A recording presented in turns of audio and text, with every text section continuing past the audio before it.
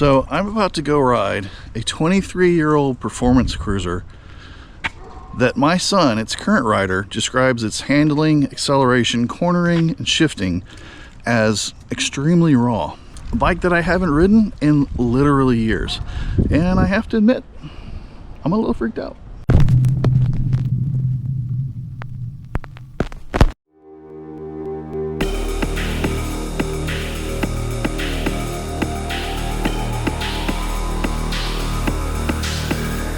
Why you're always trying so hard to make me surrender? Why you always in my face? Do you really think it's over? 'Cause I've been keeping down so down too much until it's done.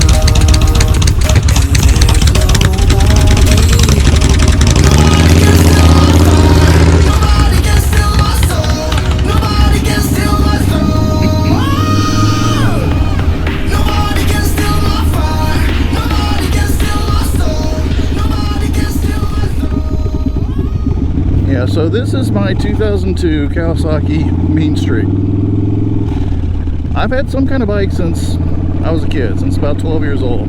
But this is the first bike I ever bought with my own money after being out on my own. So it's got a bit of nostalgia for me. And now that I've got adult riding kids of my own, I have handed this down to my son. And I haven't ridden it in, man, I can't even remember since when. So let's see if we can wake it up a little bit.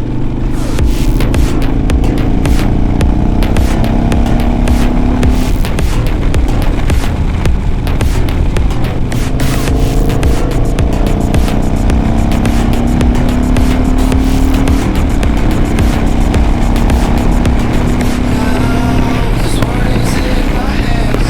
I'll hold it on for dear life. If you try to take it away from me, I hope you're out for a fight.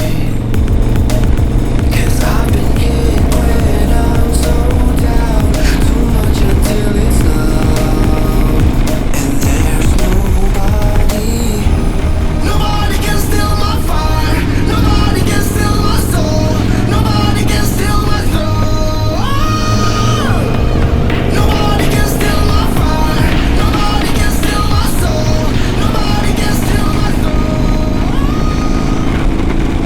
See, when I was young and dumb, I got T-boned pretty bad and totaled the bike I was on. It wasn't even my bike, to be honest with you. And this was back in college. I was about 20 years old and followed a period where for a little while I didn't have a bike. And I graduated, I got a job, we got married, grew up a little bit. And then by sheer happenstance, one weekend we went to Myrtle Beach Bike Week with some friends, bikeless, mind you, which was kind of stupid, but you know, we still love bikes, and we went to Myrtle Beach Bike Week just to have a good time and party a little bit. And we had a great time. And then when we came back, my wife was like, you know, it sure would have been nice if we'd had a bike for Myrtle Beach Bike Week. Yeah, I got a bike that weekend. This bike, the flagship launch of the 2002 Mean Streak, a new performance cruiser class that was new at the time and became all the rage. It was competing with bikes like the Harley V-Rod, the Yamaha Warrior, the Honda VTX, and the Suzuki M109R. Just being honest, stock, it was pretty meek in comparison to all those other high-performance motorcycles. Kind of held its own, but it was about the lowest of the class. But I was young, and talk about having the modification bug. This bike barely resembles a stock Mean Streak today, and everywhere we go with it, everybody wants to know what it is. For power, I added the Thunder Tornado big air intake, hard chrome kickers, large diameter pipes, and a Dynatune Power Commander 3, all of which added about 18 extra horsepower over stock. And it started to earn its name. That is so mean.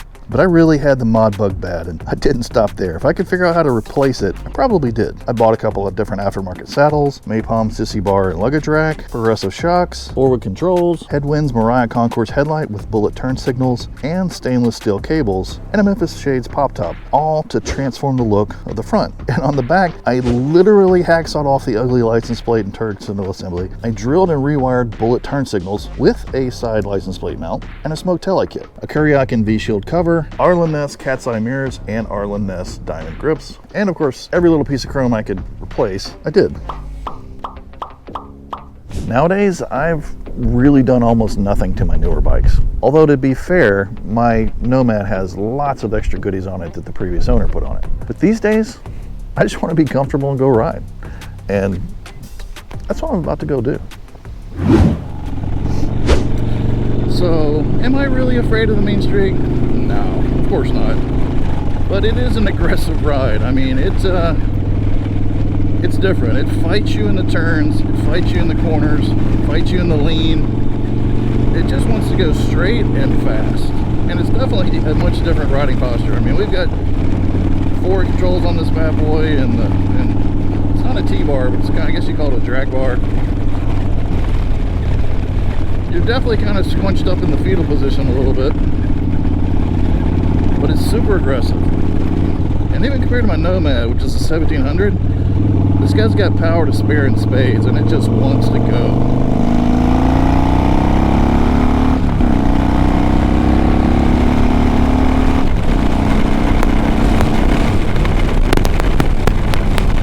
And guys, if you like what we're doing here at the channel, check out all of our other awesome motorcycle content. Like and subscribe, and we'll keep bringing you along for these rides. And until then, we'll see you in the next one.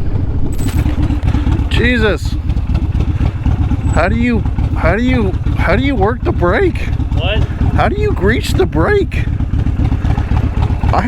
It's in. You said, how do you reach the brake? Yeah, it's in. Like my leg doesn't go. Like I have to curve my foot in. I have to go like this. Yeah, you have to do that. You have to go like that. Yeah. It's like occluded right here. That's why I said with the new controls, because yours was bent outwards, you didn't have to move your foot. But with the new ones, because it's so. Dude, we gotta get. I should have ridden this a long time ago. We gotta get you an extended peg. Seriously, that's dangerous. I can still hit. I mean. We need a longer peg so that your foot, you can hit it out here. I'm used to it. I'm used to it. It's hard. It's hard to get your foot in there. Not when you've been riding as much as me. All right.